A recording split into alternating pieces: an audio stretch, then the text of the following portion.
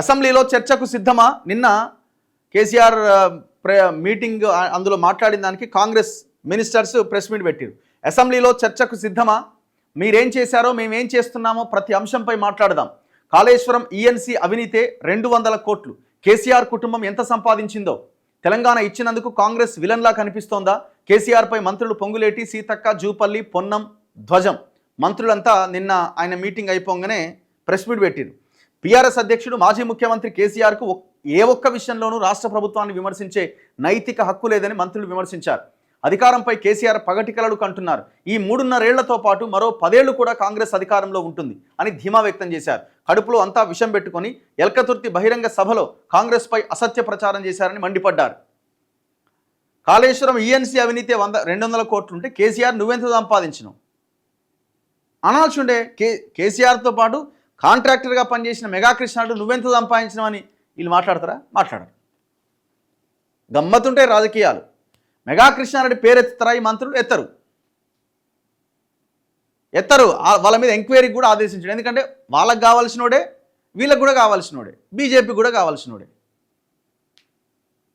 ఎక్కడ అనుకూలంగా ఉంటుందో ఆ అనుకూలమైన స్టేట్మెంట్స్ని ముందేసుకొని దాని మీద మాట్లాడతారు బస్.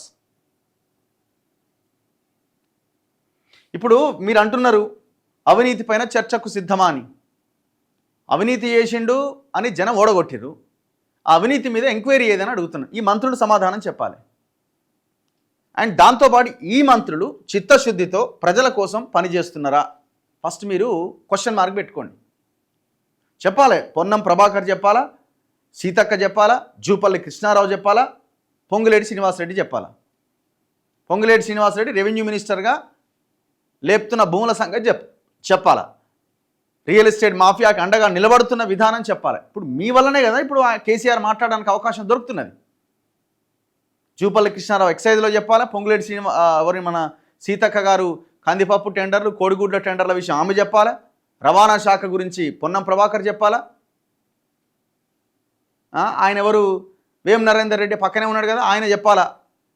ఈ ఎవరైతే కాంగ్రెస్ బీఆర్ఎస్ నుంచి కాంగ్రెస్లోకి జంప్ అయిన ఎమ్మెల్యేలు వాళ్ళు చేస్తున్న కబ్జాలు, వాళ్ళకి నువ్వు సపోర్ట్గా నిలబడుతున్న తీరు ఆయన సమాధానం చెప్పాలా. మరి రేవంత్ రెడ్డికి ఏం సలహాలు ఇస్తున్నారో ఆ సలహాలతోటి రాష్ట్రం ఈ పరిస్థితిలో ఉన్నదో ఆయన చెప్పాలా. మాట్లాడతారా వీళ్ళు? కేసీఆర్కి అవకాశం కల్పిస్తున్నదే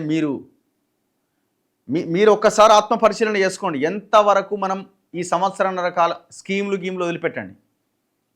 మీలో మీకు చిత్తశుద్ధి ఉన్నదా ప్రజలకు ఏదైనా చేయాలని?